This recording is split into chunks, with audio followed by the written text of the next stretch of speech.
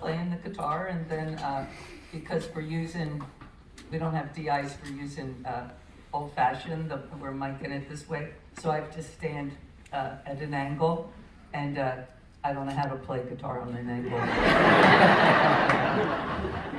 Sorry. So, so tonight we have a varied little program for you. Tony and I will do a couple of songs. We're going to talk about some of the, not we, me, I will be talking, sorry, my stage. And I'm doing the talking. I'm going to be talking about the images that are in the book, some of the images, and answering a few questions.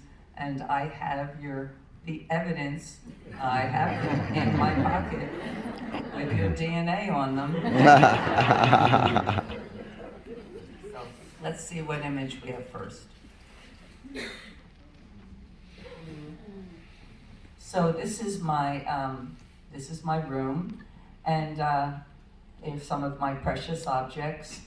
The plate was my mother's plate, and when I was a kid, I loved this. It's called The Skater. It's by Whistler, and I think it's in a museum in I think Edinburgh, and I just loved The Skater. I thought he was the coolest dresser, and I thought when I grow up, I'm going to dress like him, and I did.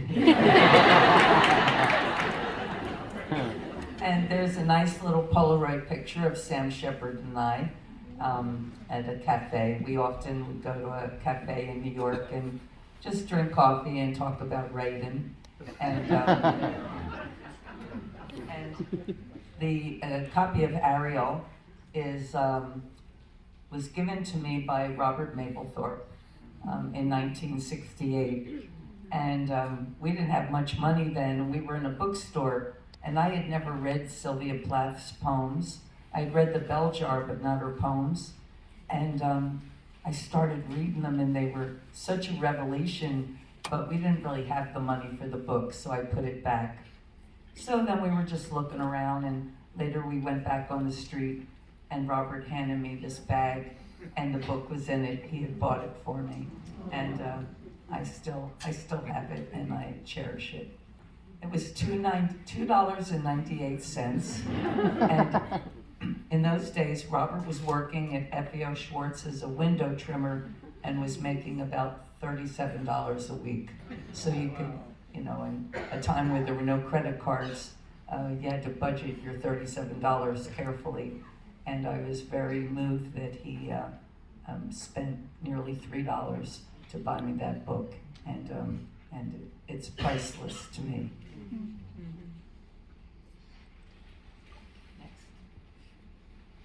This is another book that's priceless. This was on my father's shelf, Around the World in 1,000 Pictures.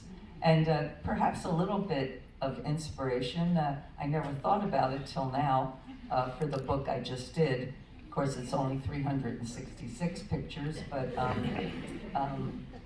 yeah, I used to look at this book, and I was brought up, I lived in Philly, Germantown, until I was about 9-10 years old, and then we moved to South Jersey, and it was very rural, and the people down there were not travelers.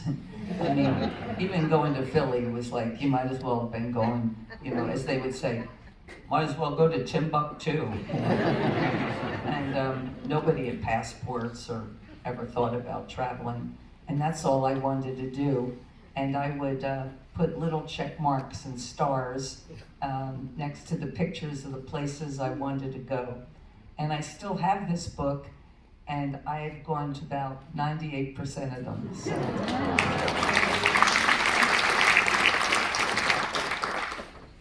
So this is my Polaroid camera. I'm very grateful for this camera. I'm really bad technologically, and it has a very fine, it's a 1967 Land 250, and back then it was considered a very high-end Polaroid camera. It had a German rangefinder, a Zeiss rangefinder, and you could take very high quality Polaroids with it. And it was my companion all over the world, and I took many, many Polaroids with it, but they've discontinued the film. So now it's retired, it's on my bookshelf, and it has a pride of place. So, yep, that's my camera. Oh, what I wanted to say, it was like a gift to me because technically it only had 4 commands: dark, light, near, and far. And after a few weeks, I mastered it. That's a picture of me, obviously, in my room, taken by my friend Steven Sebring, who also took the cover picture. And we were hanging out in my room, and I had a lot on my mind, and he took this picture. I didn't know he took it, and he showed it to me, and I looked at it, and it reminded me so much of my mother. And I remember when I was a kid coming home from school, and we would be having a rough time. My dad was on strike, and she'd be sitting at the kitchen table like that, drinking her coffee, having a cigarette. And I would say, "What is it, Mommy?" And she'd say, "Oh, nothing, nothing." And when I looked at that picture, knowing what I had on my mind, I suddenly understood what nothing means. Had any of you read Just Kids? Well,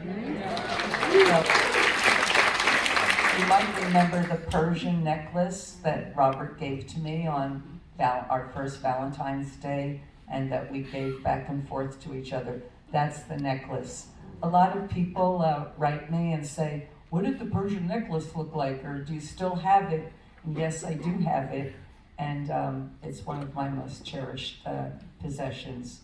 And yeah, Robert and I would pass it back and forth when one was having a rough time, and I gave it to him at the end of his life when he was battling AIDS, and then it was returned to me when he died. This is Miriam Mirzakhani. I love her so much that she's one of my passwords, but I'm not gonna tell you which password. But Miriam was a Iranian mathematician, and she was so beautiful and so brilliant. She was the first Iranian and first woman to ever receive the Fields Prize in mathematics. And I happen to love mathematics, even though I'm not very good at it. I just find it's just, to me, mystical almost. I just love mathematics. And she received the highest accolade. And she had so much ahead of her, so many equations she wanted to solve, and children, and just such a beautiful person. But she died of cancer at the age of 40. But I think it's important to remember people such as her that perhaps aren't really in the public eye, but have made real contributions, and just because they're just wonderful people. Another childhood heroine. So when I was a little kid in Germantown, Little Lulu was kind of a tough neighborhood back then. Part of it was because there was a lot of Irish Catholic kids in our area, and my father was were from Northern Ireland, and I had to wear orange dresses on St. Patty's Day, which was a pretty tough way to go through St. Patty's Day. So I really modeled myself after Little Lulu. She was tough, imaginative, and highly mischievous. So, in the background, you can see my cleaning utensils, and my cleaning fluid or cleaning implement of choice is Arm & Hammer's baking soda. If you know anybody from there, tell them I'll do a commercial for them. for a price. But it's very useful. You can brush your teeth with it, and clean anything with it. And I wash my clothes with it. My clothes are dingy, but clean. That is Sam Shepard.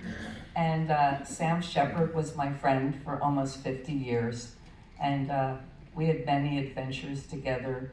He was my boyfriend for a while, and we wrote Cowboy Mouth together, and we had many, many adventures. But at the end of his life, Sam was battling ALS, and I would stay with him at his farm in Kentucky, and we'd work on his last book.